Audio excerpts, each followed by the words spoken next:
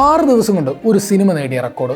അത് 100 കോടിയോ 200 കോടിയോ 300 കോടിയോ അല്ല, 1000 കോടിയാണ്.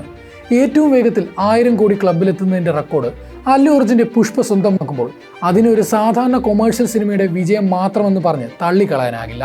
രാജമൗലിയോ പ്രശാന്ത് നീലോ പോലെ സ്റ്റാർ ഡയറക്ടർമാരുടെ പിൻബലമില്ലാതെ സമ്മിശ്ര പ്രതികരണങ്ങൾ മാത്രം വെച്ച് ഒരു സിനിമ ഈ നേട്ടം കൈവരിക്കുമ്പോൾ അത് വരാനിരിക്കുന്ന ഇന്ത്യൻ സിനിമകൾക്ക് പുതിയൊരു മാർക്കറ്റ് കൂടിയാണ് തുറന്നു കൊടുക്കുന്നത്.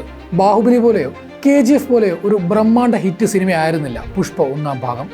കട്ടപ്പ എന്തിന് ബാഹുബലിയെ കൊന്നു എന്ന് ലോകമെമ്പാടുമുള്ള പ്രേക്ഷകരെ കൊണ്ട് ചോദിപ്പിച്ചതുപോലെ ഒരു അവസാനവുമായിരുന്നില്ല പുഷ്പയുടേത്.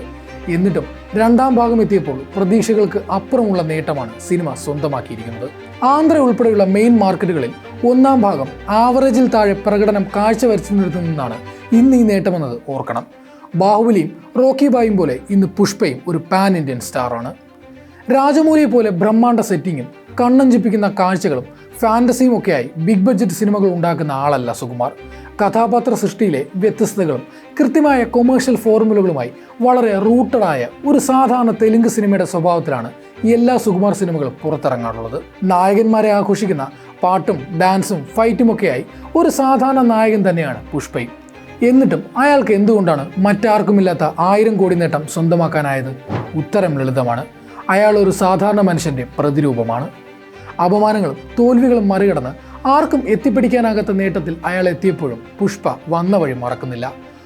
ഒരാൾക്ക് വേണ്ടി പുഷ്പ പോലീസ് സ്റ്റേഷനിൽ പോകുമോ എന്ന് സിനിമയിൽ ഒരാൾ സംശയത്തോടെ ചോദിക്കുമ്പോൾ തൊട്ടടുത്ത സീനിൽ തൻ്റെ ആളുകളെ വിട്ടയക്കാനായി ആ പോലീസ് സ്റ്റേഷൻ തന്നെ വിലയ്ക്ക് വാങ്ങുന്നുണ്ട് പുഷ്പ.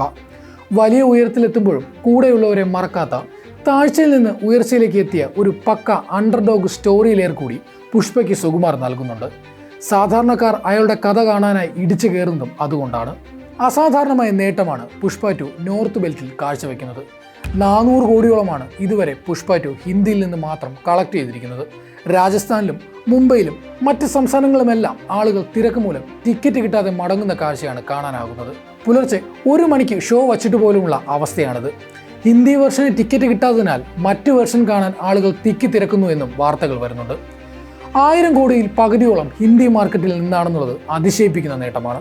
പുഷ്പ ആദ്യ ഭാഗം വിജയിച്ചതല്ലാതെ അല്ലു അർജുനെ ഹിന്ദി പ്രേക്ഷകർക്ക് സുപരിചിതനല്ല. ഡബ്ബ് സിനിമകളിലൂടെയാണ് അവർക്ക് അല്ലുവിനെ കൂടുതൽ പരിചയം. അങ്ങനെ നോക്കുമ്പോൾ 2-ാം ഭാഗം അല്ലുവിനെ ഹിന്ദി പ്രേക്ഷകരിലേക്ക് കൂടുതൽ അടുപ്പിച്ചിട്ടുണ്ട്. ഖാൻമാരുടെ കുത്തകയായിരുന്ന ബോളിവുഡ് മാർക്കറ്റ് അങ്ങനെ തെലുങ്കിൽ നിന്ന് വന്നൊരു പയ്യൻ കൈക്കലാക്കി. ദംഗലും RRRുമെല്ലാം ചൈന, ജപ്പാൻ മാർക്കറ്റുകളുടെ സഹായത്തോടെ 1000 കോടി കടന്നപ്പോൾ പുഷ്പ ഇന്ത്യൻ മാർക്കറ്റിൽ നിന്ന് മാത്രം പുഷ്പം പോലെ ആ നേട്ടം മറികടന്നു. ഇനിയും ദിവസങ്ങളേറെ പുഷ്പയ്ക്ക് മുന്നിൽ ബാക്കിയുണ്ട്. തിയേറ്ററിൽ നിന്ന് വിട പറയുമ്പോൾ 1000 കടന്ന് 2000 കോടിയിലേക്ക് സിനിമ എത്തുമോ? ഇന്ത്യൻ സിനിമയിലെ പുതിയ കളക്ഷൻ റെക്കോർഡുകളിലേക്ക് അല്ലു അർജുൻ വഴി തെളിയിക്കുമോ? കാത്തിരുന്ന് കാണാം.